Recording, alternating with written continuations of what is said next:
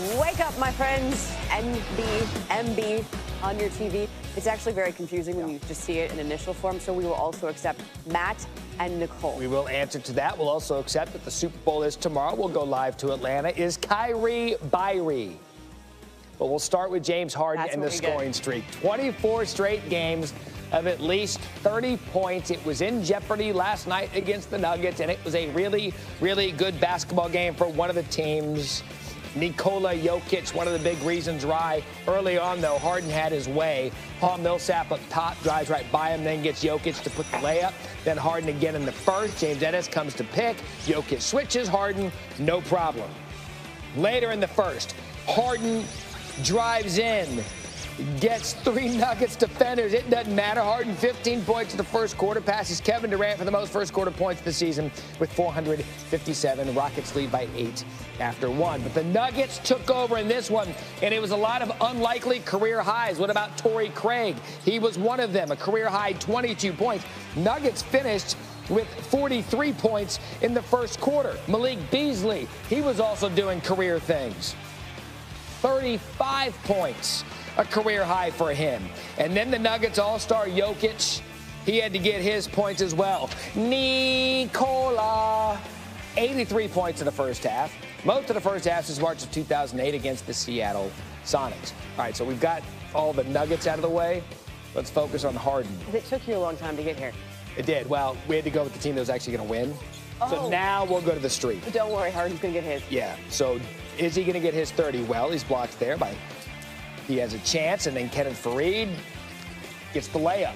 All right, so he was unselfish there. A few possessions later, stuck on 27, gets the pass stolen, and they're going the other way, coast to coast, noon Eastern, ESPN TV time.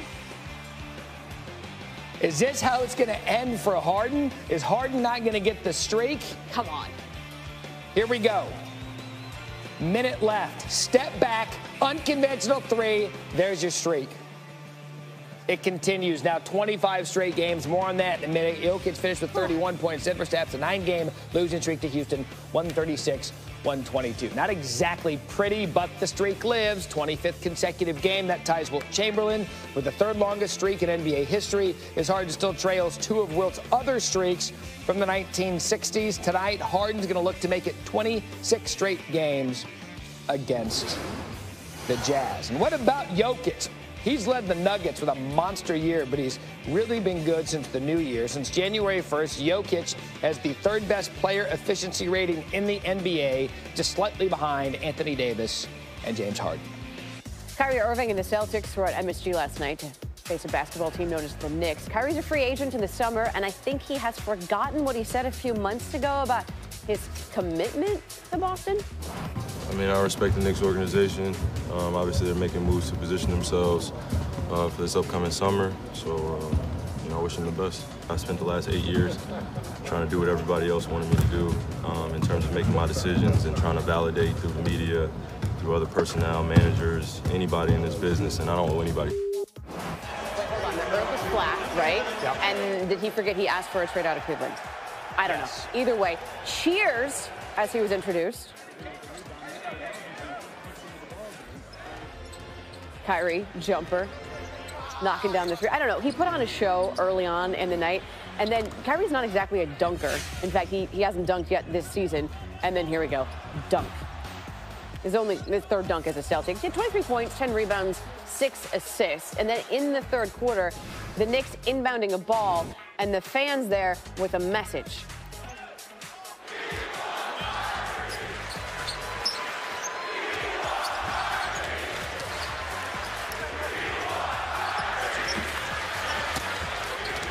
Isn't that tampering? No, because the fans can say it. So then, you know, are they listening? I don't know. After the game, Kyrie had the chance to, that's dad. Kyrie's dad. He said he respects the Knicks organization. 113-99, Celtics won. It's nothing but a distraction at this point. So, you know, like I said, I'm appreciative of the fan support I get in the arena. But, of course, coming back home, obviously what's going on in terms of that noise and commentary is just a bunch of nonsense right now, you know. Can't do anything about it. So I'm just accepting, I'm appreciative, but at the same time, I got a game to focus on. You did hear the chants, Kyrie? Are you reaching for it right now? No, I couldn't hear everything. Everybody heard it. Like, come on, man. Like, come on, man. I have a focus in winning the championship this year, and that's where my focus is going to stay. So, you know, even me saying something like that is not concrete enough for anybody. Let me make you an offer you can totally refuse, which is basically what the Lakers did with the Pelicans in exchange for Anthony Davis, Lonzo Ball, Kyle Kuzma, Rajon Rondo, Michael Beasley, and a first-round pick. That's according to Adrian Wojnarowski. The NBA trade deadline is February the 7th, so next week, and the Pelicans have not countered. AKA Lakers, it's still your move. Do better. Your starting point in these kinds of talks, especially for a player of Anthony Davis' stature, would be, you know, most of your good young players and multiple first-round picks. And the Pelicans haven't got an offer yet, I'm told, that includes more than one first-round pick or salary cap relief, which means an offer to take on, you know, some contracts you might not want. You know, there is a immense gap between what the Pelicans expect to be able to get for Anthony Davis and what the Lakers are offering. They made offers on Paul George in Indiana. They made offers on Kawhi Leonard last year in San Antonio. And so far, the Lakers are following the pattern that they did with George and Leonard. And we know the results of both those negotiations. They didn't get the players in trades. The players went elsewhere. There is pressure to get a deal done from the Lakers side, from Anthony Davis' side, to get this done before Thursday, knowing that if they get into the offseason, the Celtics can come, you know, with a much bigger arsenal of assets, young players, draft picks to get at Anthony Davis. And listen, it's a negotiation. There's still time until Thursday, but I'm told that New Orleans hasn't seen anything yet that would even cause them to counter. They haven't treated the offer seriously. No, because look at what they're offering up. Anthony Davis is #1 in player efficiency rating this season. Then you've got players like the Lakers are offering, and Kyle Kuzma ranks the highest. He's at 137 on the list. And then you've got their other offers of Brandon Ingram and Lonzo Ball and Josh Hart. They're not even in the top 200. No. Where are we on Phil? Has he seen his shadow? Not hanging out. I'm going to grab him in a minute. Is it hot in Punxsutawney? 6 degrees feels like. Thunder have won 6 straight, taking on the Heat. We are in the first quarter. Russell Westbrook, Paul George connecting early. George, pretty solid night by the Paul George standards of late. 43 points and a career high of those 10 three-pointers. And what we have now is, with the Thunder up a lot, further proof that it's really hard to beat a team when they can't miss. Exhibit B in this is Dennis Schroeder.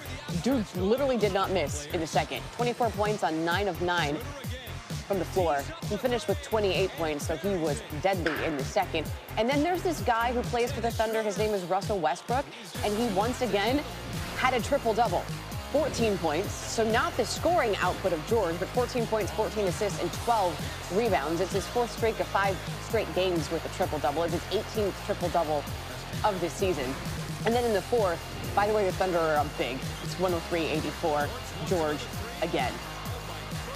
Thunder have the NBA's current longest winning streak.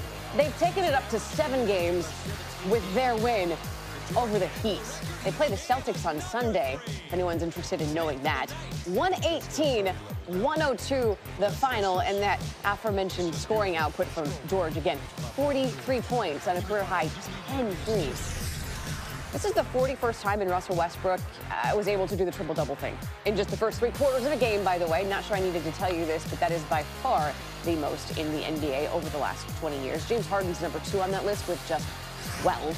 Paul George, he's an MVP candidate, and if he's not, then something is wrong. He's averaging north of 30 points per game in the last 30 games. That is the longest he has gone in his career. And last night was the 3rd time this season that George dropped at least 40 to go with a Westbrook triple-double in the same game. They're the 4th set of teammates ever to do that at least 3 times in a season. Before the show, Briscoe and I were talking about how we believe Rudy Gobert is an all-star snub, and she was like, well, Matt, why do you believe Gobert's a snub? And I said, well, he's just one of 2 players to be averaging 15 points and 2 blocks per game. With logic. The other's Anthony Davis. I mean, hard to argue with facts. You can't. Gobert making a defensive impact. The stifle tower just showing off the rejection, leads the league in contested shots with 676. Still in the 3rd quarter, pick and roll, Rubio, high handoff. leads the league in dunks with 192. Did you know that? That's 15 more than Giannis Antetokounmpo. I did not. No, see, now under 8 minutes left in the fourth quarter. Kyle Korver gets off the screen. Look at those feet.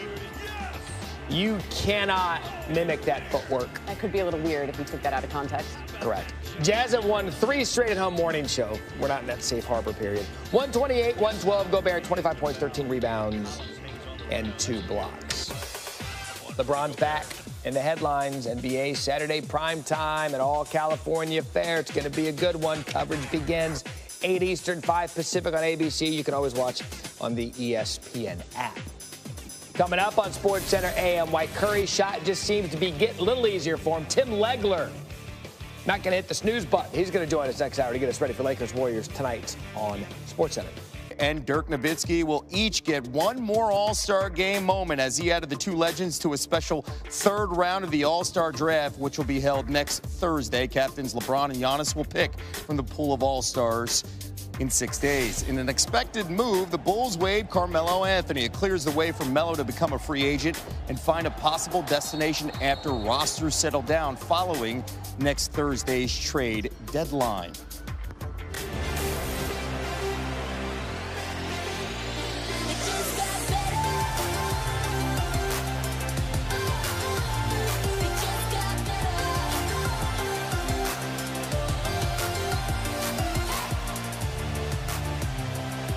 Oh, the possibilities when the unicorn is healthy and he's with Luka, and the possibilities in New York now that Porzingis is gone. On ESPN.com, ESPN NBA writer Kevin Pelton asked the question, could the Knicks land KD, Kyrie, and Anthony Davis?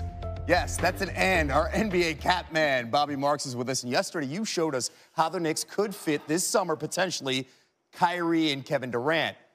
How are you going to fit in Anthony Davis if you get those 2 guys? Well, it all starts on May 14th with the #1 pick in the draft. If the Knicks are fortunate to get the #1 pick, which would likely be Zion Williamson, now they've got a selling point for Kevin Durant and Kyrie Irving to fit into that double max slot.